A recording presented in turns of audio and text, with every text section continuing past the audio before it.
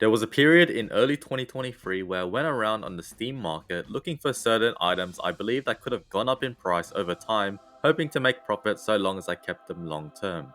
What I went with was roughly $2,000 spread across expensive cases, such as the Confidential Collection case, the Quarantine Collection case, the Gargoyle case, the Gunmetal Cosmetic case, the Creepy Crawly case, the Robo Community crate, and the End of the Line crate.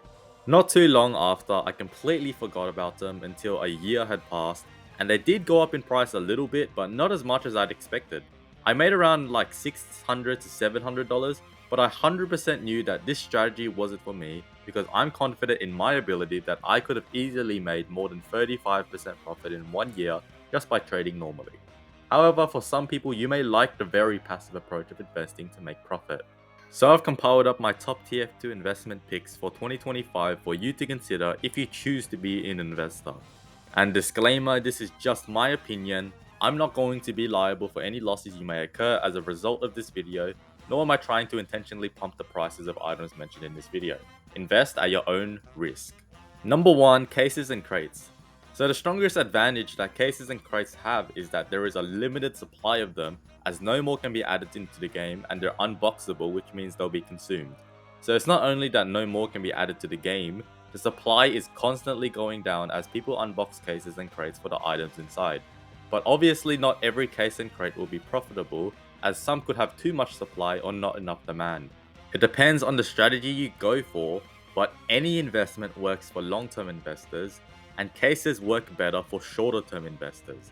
For long-term investors, hold any crate or case that is already decently expensive, which is between 25 cents to $5, and nice items inside and already has low supply, which usually means a case that is more than 4 to 5 years old. Looking at the Steam market in descending order of price, I would avoid these salvage crates as they're too expensive and have kind of already maxed out in price. The festive number 6 crate I wouldn't invest in as it's not unboxable anymore, so it's purely a collector item. The Confidential and the Quarantine Collection case could be alright as they're unboxable and have nice items inside including future limited effects, but they could be out of budget for most people. I wouldn't go for war paint cases as they don't have much more potential to get more expensive. The Gargoyle case is similar to the previous invasion cases, but the items inside aren't as nice.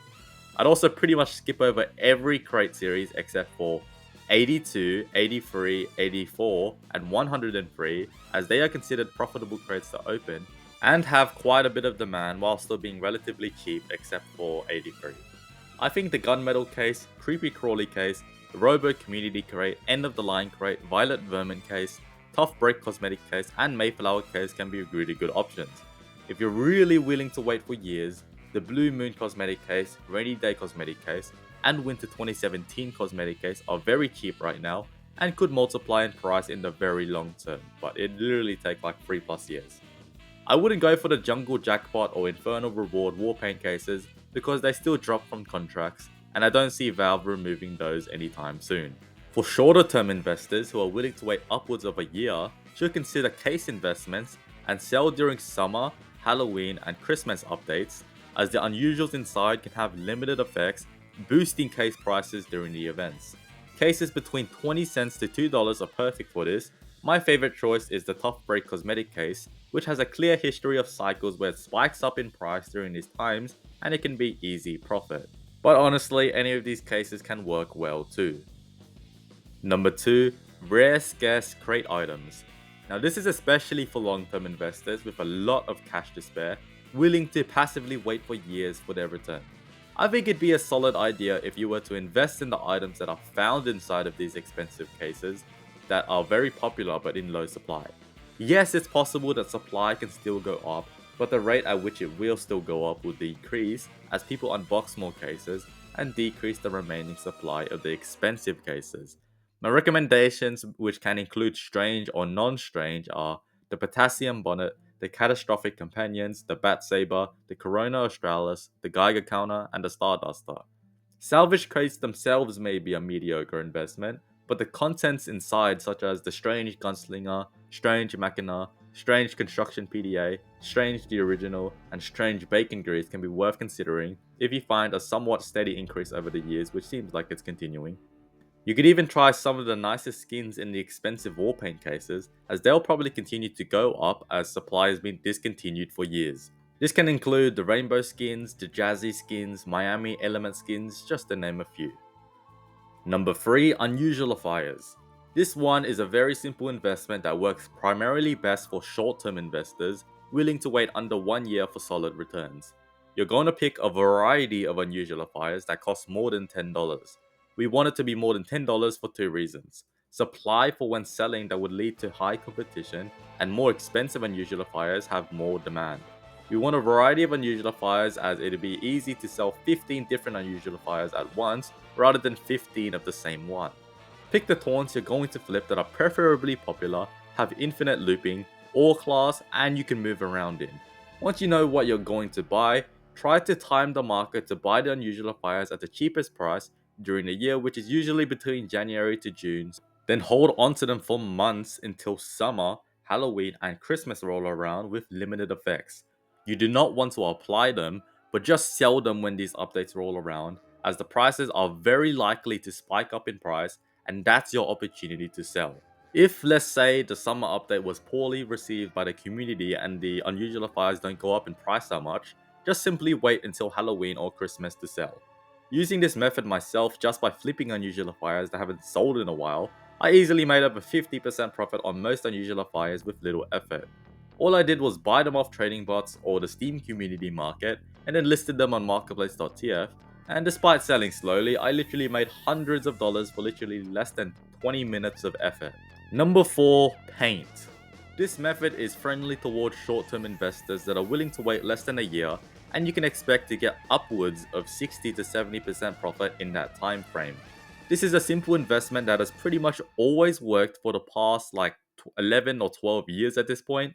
So simply put, there are 4 expensive paints that can be applied onto cosmetics and are insanely popular.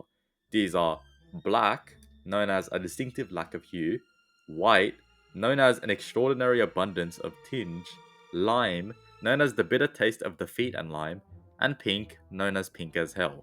Normally at full price, the non-craftable version of these, meaning they weren't obtained from a case or crate, are around 2.25 keys. But there's a method to get these for about 1 to 1.1 keys during a particular time in the calendar year. And as you would have guessed, it's the Smithmas Update Manco store discounts, where every paint is 50% off. You can choose to buy these directly from the store yourself, but make sure that the way you obtain your funds is through selling either a liquid items or keys on the Steam community market rather than converting straight cash into Steam wallet funds to get the most value out of your investment. Or probably the best way, because it's March right now, is to just buy it off the trading bots that are selling it for 1 to 1.1 keys on the backpack.tf classifieds, which is great value as well. And as for which of the 4 paints to pick, stop overthinking and flip a coin to pick one, or choose to diversify your funds across all 4. There's going to be very little difference that you should even care about in the first place. Now once you've bought all the paint that you're comfortable holding for a while, just kick back. Don't even spend any of your brain power checking the prices until it's around September, October, or November.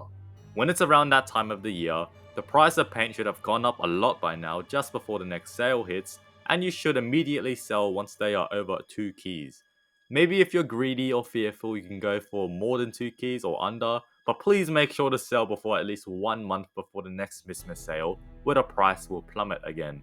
And there you go, a super easy 50, 60, 70% profit in 9 to 10 months with less than an hour's worth of work.